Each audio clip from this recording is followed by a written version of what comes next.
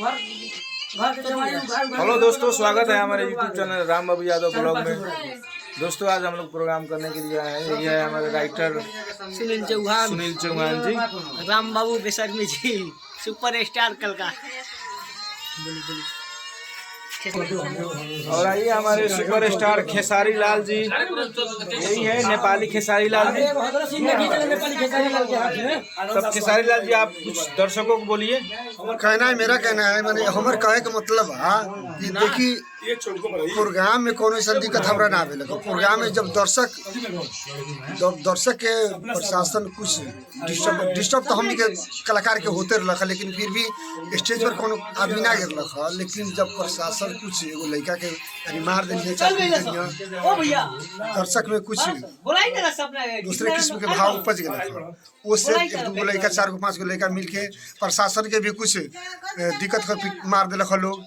बाद में मार बढ़ते चल रहे। हमनी का तब जब पत्थर चले लागल, ईटा चले लागल, तो हम स्टेज पर से उतर गए। अपने कलाकार में सुनीता पांडे का गोड़ में चोट लागल बा। एगो हमर भाई वाला कृष्णा जो ओकरा मुड़ी में चोट लागल बा, पैड वाला के कुछ साउंड भी फूट गइल बाटे। ऐसा कहानी भेल बा, कितना हम कही। तो देखिए आज जो गंज भवानीपुर में प्रोग्राम भेल बाटे, हमनी के महागढ़ में नगर पालिका के 10 नंबर वार्ड में जो प्रोग्राम भेल बा, ओमे बहुत देखिए यहाँ भी चोट लागल बा, एगो दर्शक के भी चोट लागल बा देखी। और हमनी के समाज में जे बानी ई लोग के भी चोट लागल बा। अपने के चोट लागल बा? हमरो चोट लागल बैन में ईटा से पत्थर चलावत लसन तो वही से लाग गइल। सीधा आरती जी, हाँ अपने के भी चोट लागल खा। जोर से बोली लागल हम अपने प्रोग्राम देत रहनी तो चोट लागल खा। हां के मरलक? पब्लिक मरलक। कहाँ लागल? सर पर लागल है और एक हमर पैर पर लागल चोट। पब्लिक सन पत्थर चला लगल सन चोट लागल कस के। तो आप लोग के निवेदन बा कि इस गांव में ना प्रोग्राम करे।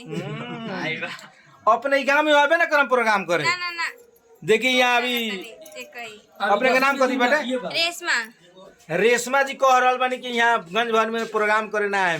ऐसे ना कहे के पड़ल, कहा से पब्लिक के कोनो गारंटी ना रहल है कब का हुल ढुल डंगा होई। ना बाप रे, यही गांव में हमरा नहीं खाओ के प्रोग्राम करे। ई गांव बहुत एती ना 10वीं के प्रोग्राम ना, ये 10वीं प्रोग्राम बाटे तो 10वीं का प्रोग्राम करे ना है मियां ना है। बच्चा का भी चोट लागल बा? ना ये भाई के चोट ना लागल, खाली हमरा लागल एगो हमर दीदी बड़ी न वो डांसर उनको लागल पैर में। सुनीता जी के चोट लागल बा? ए सुनीता किनका? हाँ ये देखिए हमनी के वो कलाकार बनी जी। नमस्कार, सुनीता यादव, सुनीता पांडे बानी हम। सुनीता पांडे जी। तो अपने के भी चोट लागल खा? कहां कहां ठेहुन में चोट लागल बाटे। ठेहुन में चोट लागल जी, यहाँ पे चोट लागल बा। पत्थर चला के मारता नहीं लो, डीजे फूट गइल बा सब। कदी पब्लिक मरलक कि पब्लिक मरलक? पब्लिक मरलक। हां पब्लिक से लागल बा। अब उनर पलका वाला गलती कर देने लोग थोड़ा सा, बस वही पर बवाल हो गइल। कितना बताए लोग अपने माने भक्ति गाना पर ये सब होता, भोजपुरी गाना पर कैसे होगी? कमती में भक्ति गाना पर भी ऐसा मतलब करे के ना चाहिए हो। समाज बाटे, यहाँ महिला लोग बाटे, पुरुष लोग बाटे, ये सब ना करे के पड़ल का, मिलजुल के चले के पड़ल। कैसन गाना बा का बा एक कह के जौन अपने लोग के मन पसंद के भक्ति जौन कहता लोग बजावल जाता आदमी।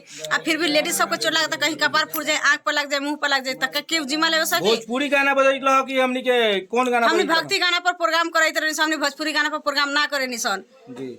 हमनी भक्ति गाना पर प्रोग्राम करे निसन। और भक्ति जितना अपने कराली माने 9 बजे से लेकर 8 बजे से लेकर अपने 5 बजे 4 बजे भोर तक लेकर आई हमनी करे निसन, पर हमनी भोजपुरी गाना ना करे निसन प्रोग्राम। राधे। हेलो दोस्तों, आप सब देख लिए हैं कि यहाँ पर झगड़ा हुआ था और इसी बात पर हम। हेलो दोस्तों, अगर हमारा वीडियो आप सबको अच्छा लगा हो तो लाइक कमेंट और शेयर जरूर कीजिएगा और मिलते हैं हम लोग अगले वीडियो में।